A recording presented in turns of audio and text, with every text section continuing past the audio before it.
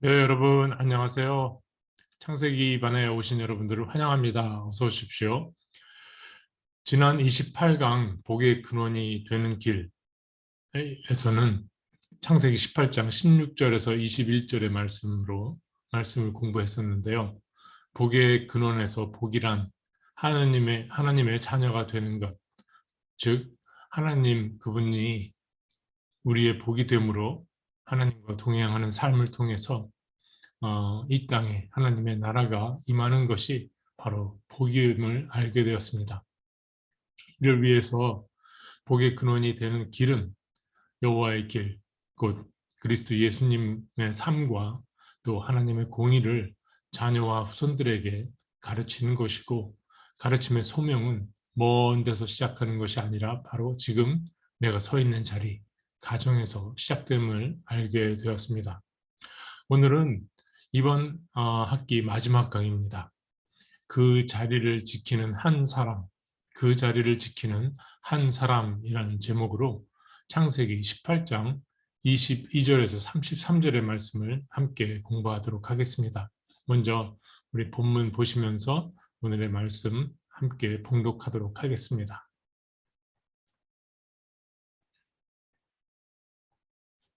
자, 22절에서부터 시작하겠습니다. 그 사람들이 거기서 떠나 소돔으로 향하여 가고 아브라함은 여호와 앞에 그대로 섰더니 아브라함이 가까이 나아가 이르되 주께서 의인을 악인과 함께 멸하시려 하시나이까. 그 성 중에 의인 50명이 있을지라도 주께서 그곳을 멸하시고 그 50 의인을 위하여 용서하지 아니하시리이까. 주께서 이같이 하사 의인을 악인과 함께 죽이심은 부당하며 의인과 악인을 같이 하심도 부당하니이다. 세상을 심판하시는 이가 정의를 행하실 것이 아니니이까.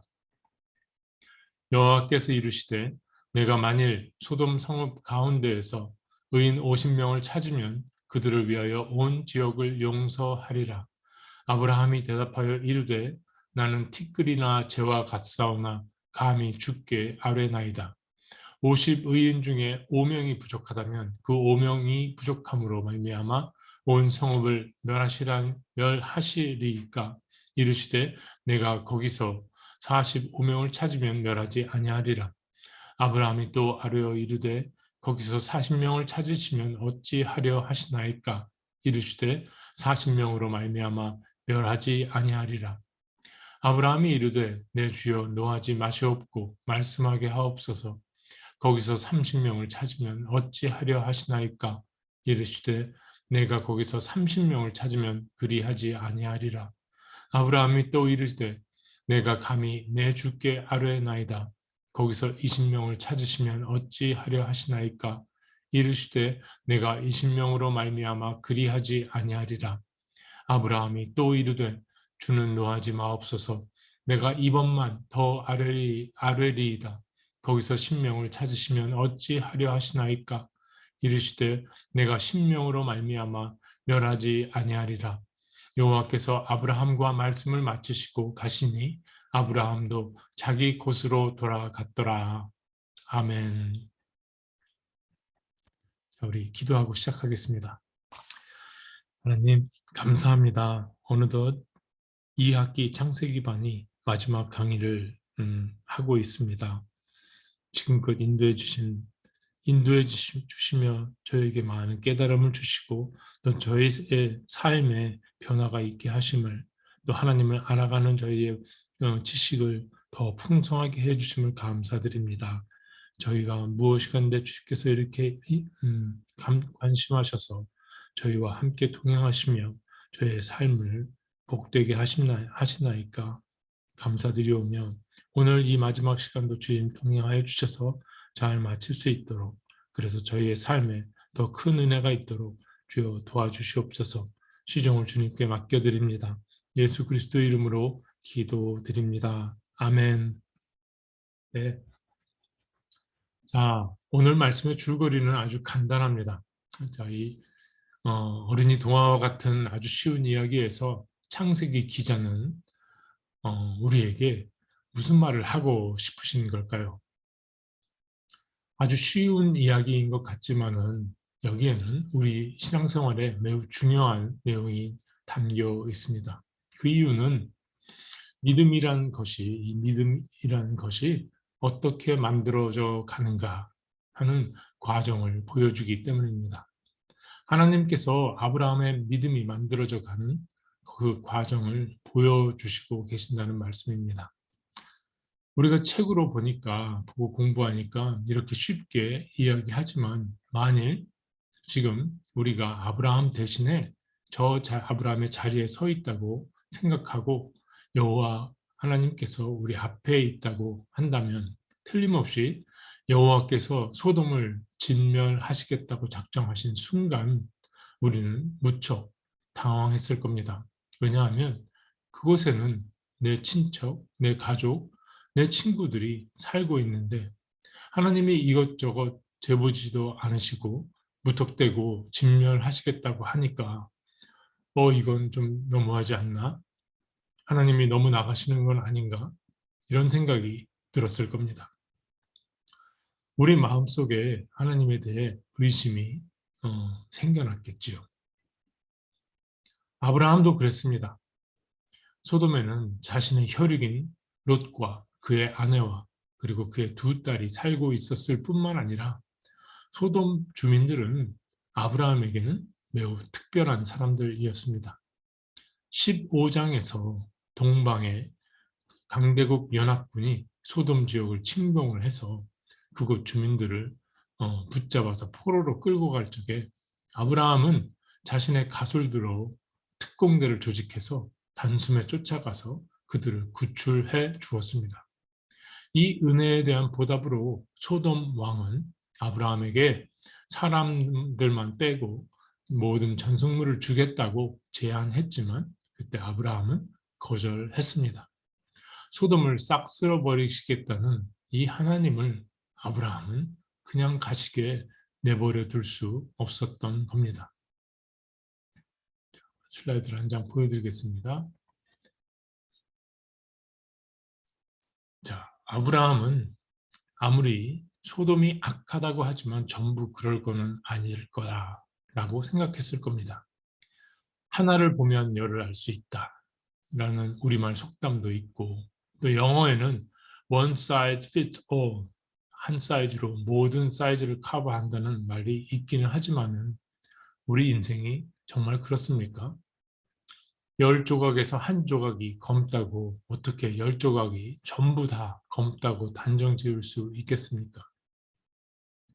소돔이 악하다고 하지만 적어도 의인이 몇 명은 있을 터인데, 의인들이 있음에도 소돔 전체를 악하다고 해서 쓸어버린다? 그것은 정상적인 처사가 아니라고 아브라함은 판단했던 겁니다.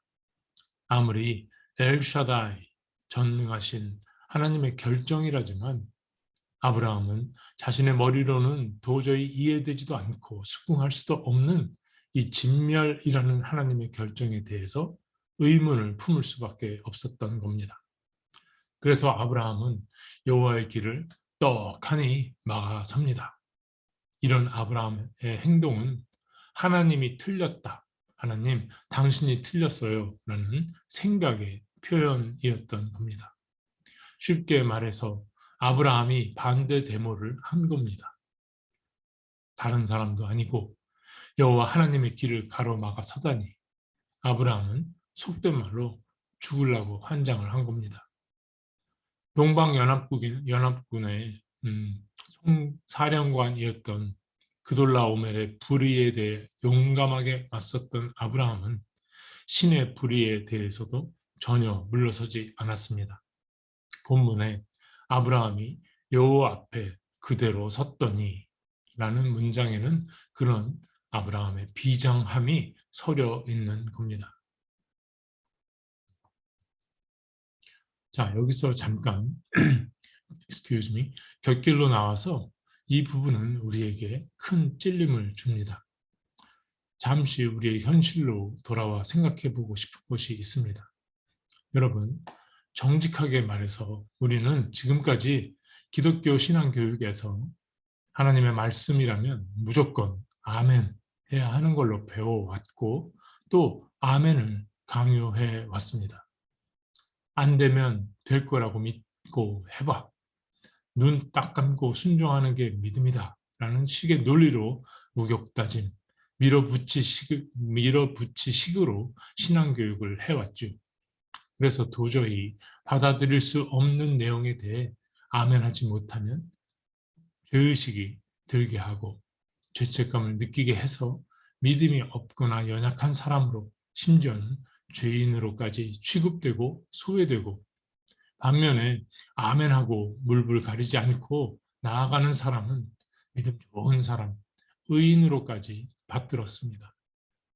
그것이 대세인지라 우리는 그것만이 신앙인 줄 알고 그런 방식의 신앙으로 마치 신도들을 소몰이하듯 몰아왔습니다.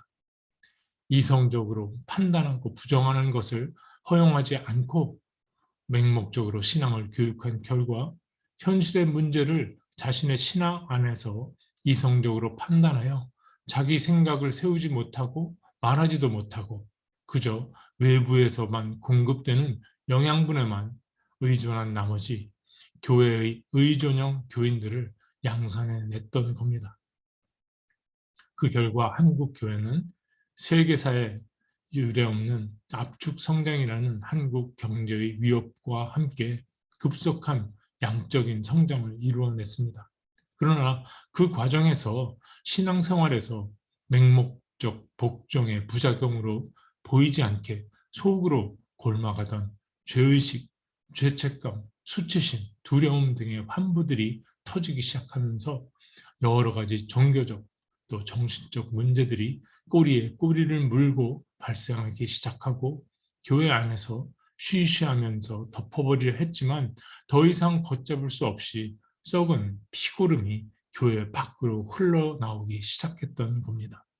요사이 한국에서 보도되는 엽기적인 사건들에는 거의 모두 기독교 신자들이 관여되어 있는 것을 보면 그것이 증거라고 할 수 있겠습니다.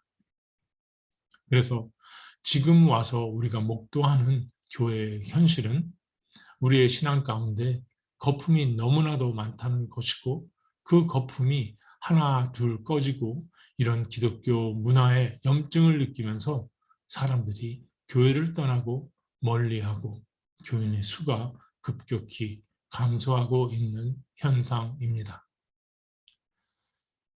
그런데 여기서 우리는 한 가지 더 생각해야 할 것이 있습니다.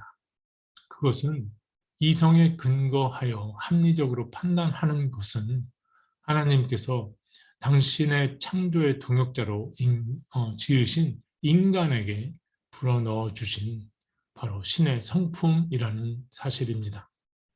그래서 인간은 창조 세계를 돌보는 과정에서 신의 성품에 따라 이성적으로 판단하고 선택하고 행동하게 됩니다.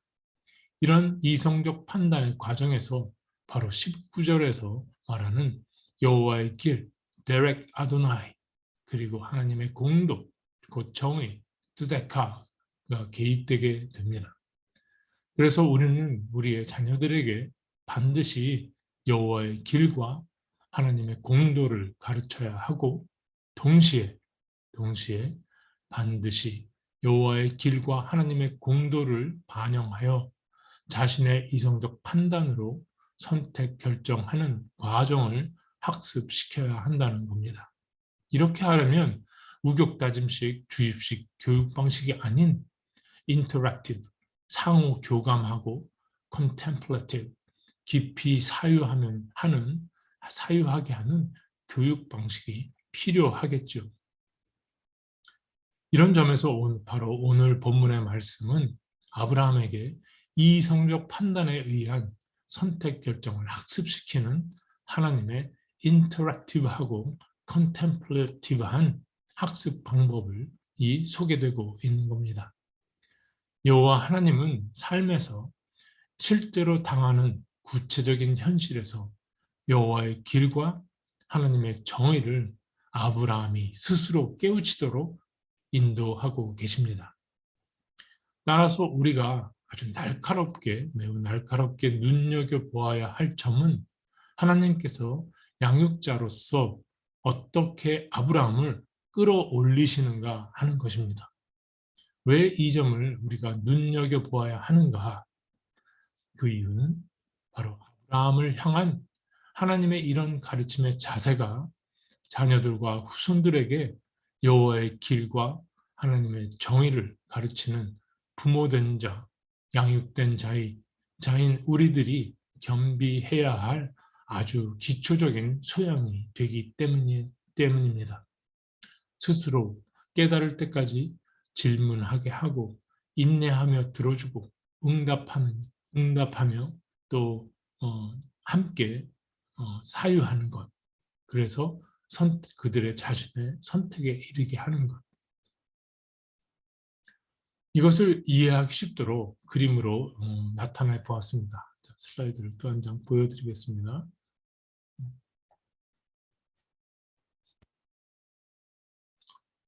먼저 창세기 18장 19절에서 복의 근원이 되는 길에서 소개해드린 그림입니다. 여기서 가르쳐라 라는 소명의 부분을 오늘 말씀과 연결지어서 클로즈업 해보면 먼저 양육자의 소명은 19절에서 본 가르치다입니다. 여기서 여호와께서 아브라함을 가르치는 겁니다. 그리고 학습 내용은 19절에서 여호와의 길과 하나님의 정의입니다. 하나님은 여호와의 길과 하나님의 정의를 아브라함에게 가르쳐야 합니다. 학습 방법은 오늘 본문 22절부터 32절까지의 질문하고 생각하고 응답하는 겁니다. 이해될 때까지 계속 질문하고 생각하고 답하고 다시 질문하고 생각하고 답하는 것을 반복하는 겁니다. 이런 과정을 거쳐서 아브라함은 교육 목표인 여호와의 길을 배워 익숙하게 되고 기억해서 하나님의 정의를 삶에서 실천하게 되는 겁니다. 그러니까 여호와 하나님께서 아브라함에게 복의 근원이 되는 길을 알려주시고 거기서 수업을 마치신 게 아니라 오늘 본문에서는 현장 실습을 통해 배우고 익히게 하시고 계시다는 말씀입니다. 이 그림이 이해가 되시기를 바랍니다. 그럼 질문하고 답하는 학습 방법에 대해 좀 더 자세히 들여다볼까요? 하나님께서 아브라함이 어떻게 여호와의 길과 하나님의 정의를 터득하도록 하시고 계시는가? 가장 아이러니한 장면은 여호와의 길, 데렉 아도나이를 가르쳐야 할 아브라함이 여호와께서 가시는 길, 데렉 아도나이를 막아서는 장면입니다. 무슨 말인지 아시겠죠? 이것은 무엇을 말하는가? 아주 단적으로 쉽게 말씀드리면 아는 척 하지 말라는 이야기입니다. 모르면 물어서 알 때까지 확인하라는 말이고요. 알지도 못하면서 무턱대고 말로만 아멘하지 말라는 말입니다. 슬라이드 또 한 장 보여드리겠습니다. Excuse me. 23절을 보겠습니다. 아브라함은 이렇게 질문을 하죠. 주께서 의인을 악인과 함께 멸하시려 하시나이까? 이것은 개역개정 성경입니다. 그런데 이 히브리어 원문은 다음과 같습니다.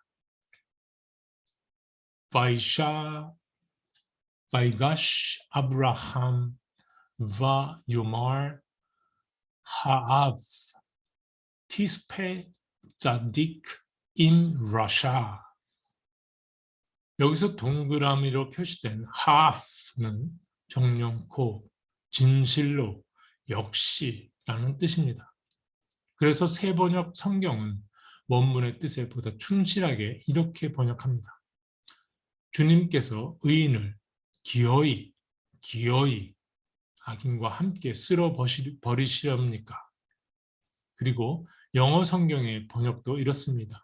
Will you indeed 또는 really sweep away the righteous with the wicked. 이것은 무엇을 말해주는가 하면은 개역 개정 성경에는 그 의미가 나와 있지는 않지만 아브라함은 소돔을 진멸하시겠다 하는 하나님의 말씀이 도저히 믿기지 않아서 확인해보고 싶었음을 의미합니다. 즉 아브라함은 하나님의 말씀이 자신이 알고 있는 하나님의 정의와 하나님의 길과 일치하지 않은 척, 당연한 척 하지 않고 무턱대고 아멘하지 않고 확인하려 했음을 말해줍니다. 히브리어 원문에 쓰인 이 하프, 진실로라는 단어가 23절뿐만 아니라 24절과 25절에서도 아브라함이 거듭 사용하고 있는데 25절은 그 수준이 더 강합니다.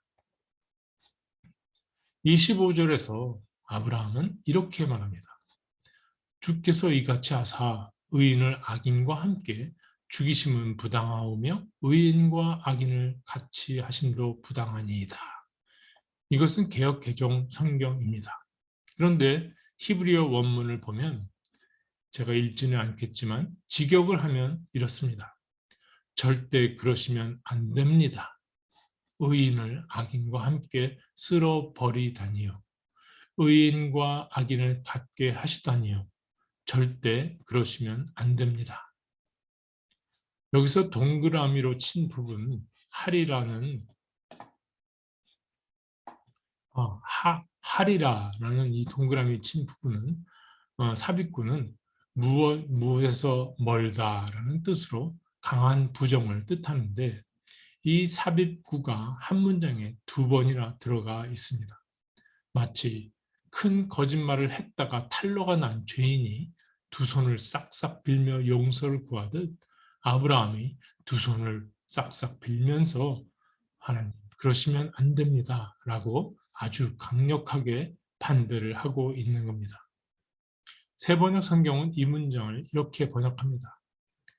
그처럼 의인을 악인과 함께 죽게 하시는 것은 주님께서 하실 일이 아닙니다. 의인을 악인과 똑같이 보시는 것도 주님께서 하실 일이 아닙니다.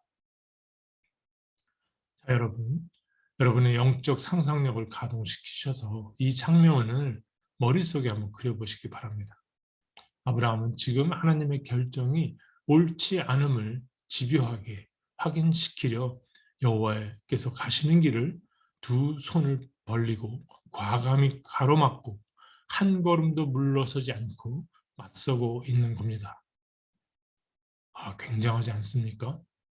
저는 이 부분에서 아브라함이라는 사람이 도저히 이해가 되지 않습니다. 그는 이집트에서 자기 목숨 살고자 아내를 누이라고 팔아먹은 파렴치한 남자 아니었습니까? 남편 아니었습니까? 그런 그가 이런 모습을 보이다니 도저히 이해가 가지 않는 겁니다. 또 다른 한 가지는 아브라함이 하나님의 결정이 정당하지 못하다, 부당하다라고 주장하는 부분입니다. 아브라함은 19절에서 여호와께서 자신에게 일러주신 하나님의 정의, 공도에 해당하는 이 히브리어 츠데카를 어원으로 하는 의인, 짜딕라는 단어를 써서 어떻게 하나님의 정의를 받들며 사는 사람들을 악인과 함께 진멸할 수 있는가? 그것은 당신께서 가르치라 분부하신 정의, 쯔데카와 모순되는 일이 아닌가라며 하나님께 당당히 확인하는 겁니다. 그래서 25절에서 아브라함은 이렇게 마지막에 호소합니다. 세번역 성경으로 읽어드리면 세상을 심판하시는 분께서 공정하게 판단하셔야 하지 않겠습니까? 아브라함은 지금 무슨 짓을 하고 있는 겁니까? 당신이 정의의 하나님이면 정의의 하나님답게 똑바로 하시라 따지고 있는 겁니다. 아브라함이 오히려 여호와께 여호와의 길과 하나님의 정의를 가르치고 있는 겁니다. 여러분, 소름이 끼치시죠? 저는 지금 소름이 끼칩니다. 제가 강의를 하면서도 소름이 끼치는데 감히 전능하신 하나님의 권위 앞에서 이렇게 반문할 수 있는 아브라함의 이 깡다구에 소름이 끼치는 겁니다. 보통은 권위 있는 사람 앞에서 주눅들어서 억울해도 말도 못하고 말도 못하는 게 다반사이지 않습니까? 그런데 사람도 아니고 전능하신 창조주 하나님 앞에서 이렇게 담대히 하나님이 틀렸네요 라고 맞설 수 있다니요. 이 지점에서 저는 여호와 하나님께서 속마음으로 아주 흐뭇하게 웃으셨을 거라고 그렇게 상상합니다. 지금 제가 웃는 것처럼 말이죠. 교육이 제대로 이루어지고 있는 겁니다. 자, 하나님은 이런 질의와 응답의 과정을 거치면서 아브라함이 여호와의 길과 하나님의 정의를 스스로 터득하도록 인도하십니다. 이 과정에서 아브라함은 소망의 끈을 놓지 않습니다. 아브라함은 계속해서 혹시, 만일, 만약에 라는 단어를 써가면서 의인의 수를 혹시 50명에서 시작해서 혹시 45명, 혹시 40명, 혹시 30명, 혹시 20명, 혹시 10명까지 낮춰갑니다.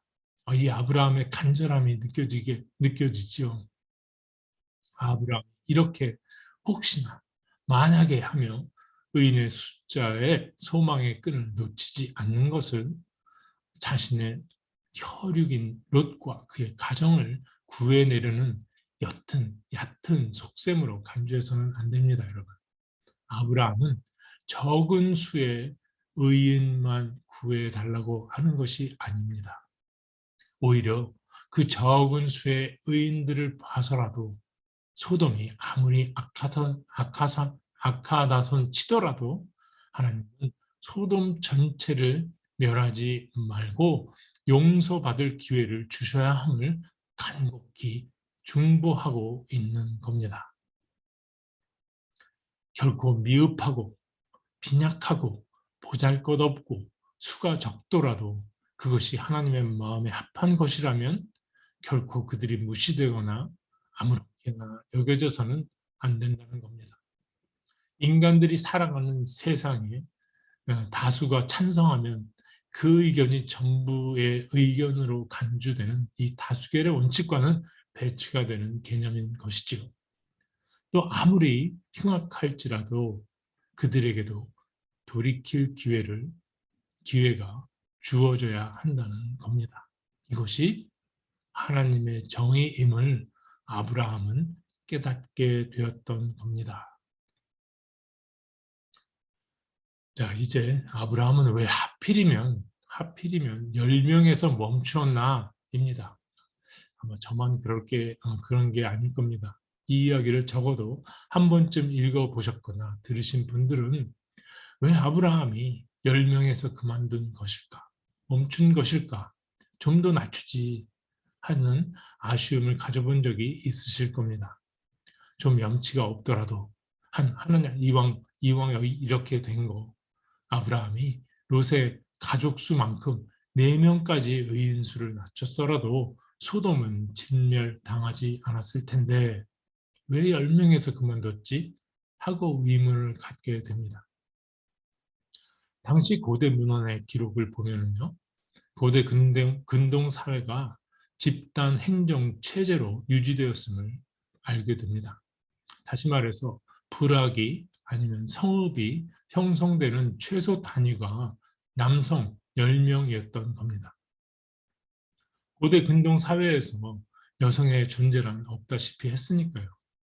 그래서 아브라함은 소돔이라는 집단 행정 체제의 최소 단위인 남성 10명까지 의인 수를 낮출 수 있었던 겁니다.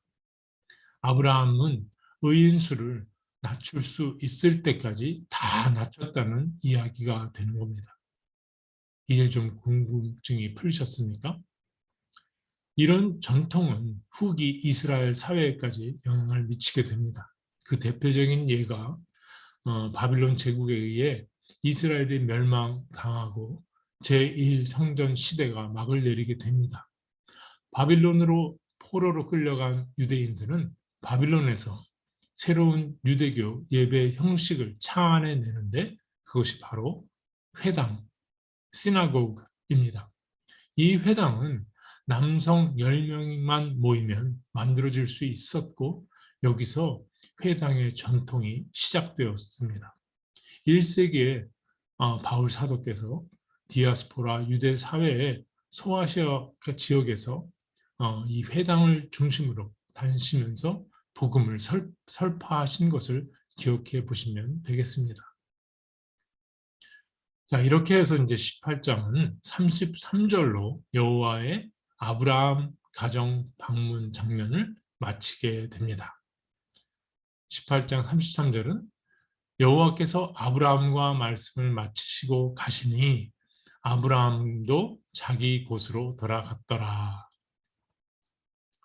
새 나그네를 환대하는 아브라함 공동체의 모습으로 시작된 이 여호와 하나님의 아브라함 가정 방문에서 여호와 하나님은 사라의 몸에서 아들 이삭이 1년 후 이맘때에 있을 것이라는 언약과 함께 이 아들을 통해 아브라함의 후손들이 큰 민족을 이루게 되고 아브라함과 사라는 복의 근원이 될 것이라는 축복의 말씀을 주십니다. 그리고 동시에 소돔과 고모라 땅에 만연한 악에 대한 심판이라는 저주의 말씀도 주십니다.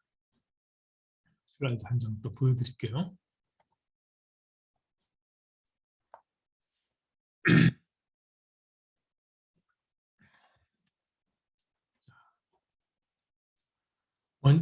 그리고 소돔 땅을 심판을 놓고 아브라함은 의인수를 50명부터 시작하여 당시 고대 사회의 집단 행정 체제의 최소 단위인 10명까지 낮춥니다.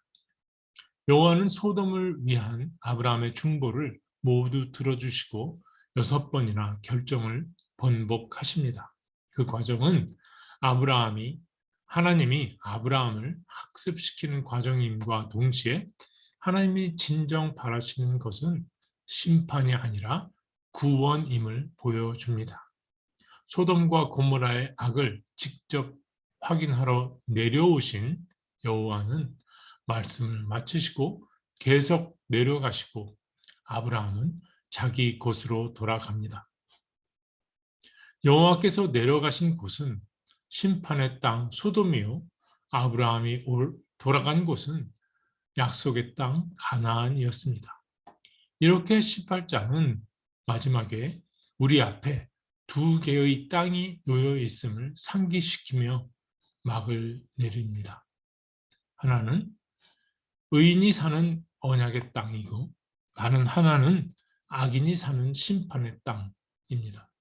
마치 오늘날 선택의 갈림길에 서 있는 우리의 긴장 상태를 상기시켜 주듯 말입니다. 자, 오늘 강의에서 여러분들은 어떤 내용을 배우셨습니까? 어떤 내용에 가장 마음이 끌리셨습니까? 새로운 도전이 되는 내용이 있었나요? 마지막까지 생명을 살리려는 아브라함의 노력에 감동이 되셨습니까? 복의 근원이 되는 길은 멀리 있지 않습니다, 여러분. 바로 가정에서 시작된다고 지난 시간에 말씀드렸죠. 아브라함은 바로 그 자리를 끝까지 지킴으로 생명을 돌보고자 했습니다. 이런 아브라함의 모습이 우리에게 큰 감명이 감명을 주는 이유는 우리들의 삶을 돌아보아도 하나님은 끝까지 가정의 자리를 지킨 사람에게 복을 허락하심이 증거되기 때문입니다. 살다가 어떤 이유로 가정이 풍지박산날 위기에 처해서 가족이 뿔뿔이 흩어질 그런 위기에 처해도 그 가정의 어느 한 사람이 정신을 바로 하고 눈을 부릅뜨고 목숨을 다해 끝까지 가족의 생명을 지키고자 했을 때 결국 그 가정은 바로 그 한 사람의 헌신과 사랑을 통해 되살아남을 우리의 삶에서 목격하게 되는 것입니다. 칠흑같이 이 어두운 인생의 터널을 지날 때 폭풍이 휘몰아치는 인생의 망망대해를 항해할 때 우리는 두려움에 하나님께서 함께 하시는지 아닌지, 하나님이 우리의 죽게 된 이 지경을 아시는지 모르시는지 의심이 마구 일어 절망하고 포기하고 싶은 충동이 일지도 모릅니다. 그러나 그때 혹시나 50명, 혹시나 40명, 혹시나 10명이라며 마지막까지 소망의 끈을 놓치지 않았던 아브라함을 기억하며 우리도 이 혹시나 하는 소망의 끈을 끝까지 붙들고 계속 걸어간다면 반드시 하나님은 우리를 복의 근원이 되게 하실 것임을 믿습니다. 그러므로 우리의 여호와 하나님을 향한 믿음은 확신과 불신 사이를 잇는 외주를 걸어가는 두려움과 떨림의 외줄타기랍니다. 두려움과 떨림의 외줄타기. 바울 사도는 이런 뜻에서 빌립보서에서 두려움과 떨림으로 너희의 구원을 이루라 라고 말씀하십니다. 그 말은 소망과 믿음으로 구원을 이루라라는 뜻이었던 겁니다. 인간이 창조주 하나님을 안다라는 말은 어불성설입니다. 말이 되지 않는다는 이야기죠. 인간은 하나님을 알 수 없습니다. 인간은 주어진 인생이라는 제한된 시간을 통해서 하나님을 조금씩 알아가는 것뿐입니다. 인간의 눈에, 인간의 지식에 하나님은 신비 자체이시고 하나님은 그저 희미한 안개처럼 모호하십니다. 그러나 하나님은 당신의 역사를 주권적으로 진행시켜 나가십니다. 인간은 어떻게 하든 이 하나님을 알고 싶어 하지요. 왜냐하면 자신의 인생 문제조차도 스스로 해결할 수 없기 때문입니다. 그래서 신비이신 하나님을 이해하기 위해서 인간은 자신들이 고안해낸 이해의 틀에 하나님을 끌어다가 맞춰서 이것이 하나님이다. 이것이 하나님의 뜻이다. 라고 해석하고 자신의 인생 문제를 풀려고 듭니다. 그러나 이러한 인간의 노력은 인간이 하나님을 이해하려고 만든 틀을 이용해서 또 하나의 하나님, 즉 우상을 만드는 짓에 지나지 않는다는 거지요. 그래서 인간의 언어로 쓰여진 성경 말씀은 온통 이성적으로 논리적으로 설명되어질 수 없는 복잡하고 어찌 보면 모순되는 어지러운 이런 복잡한 말씀들로 이루어져 있다는 깊은 함의를 갖고 있습니다. 하나님은 인간의 사고와 이해의 틀에 갇히지 않는 분이십니다. 이런 면에서 오늘 본문에서 아브라함은 우리에게 하나님을 알아가는 좋은 본이 됩니다. 여호와의 길과 하나님의 정의에 대하여 아브라함은 두려워하고 떠는 이 긴장 상태를 놓치지 않고 유지하면서 매우 겸손하게 그리고 매우 조심스럽게 하나님께 직접 여쭙고 하나님을 경험해 가고 있습니다. 아브라함이 하나님을 알아가는 방식은 곧 그가 하나님을 경험하는 방식이 됩니다. 그 뜻이 바로 맛보아 알지니라는 말입니다. 그래서 우리 인간은 각자 자신의 인생에서 두렵고 떨림으로 직접 경험한 하나님 밖에는 알 수가 없고 전할 수밖에 없는 겁니다. 이런 작고 작은 경험들이 모일 때 더 큰 하나님이 보이게 되는 것이고, 그래서 신앙은 믿음의 공동체에서 보다 온전하게 뿌리를 내리고 싹을 낼 수 있는 것입니다. 여기에 믿음의 공동체의 의미가 있는 것이죠. 끝으로 그림 하나를 보여드리면서 이번 학기를 마치겠습니다.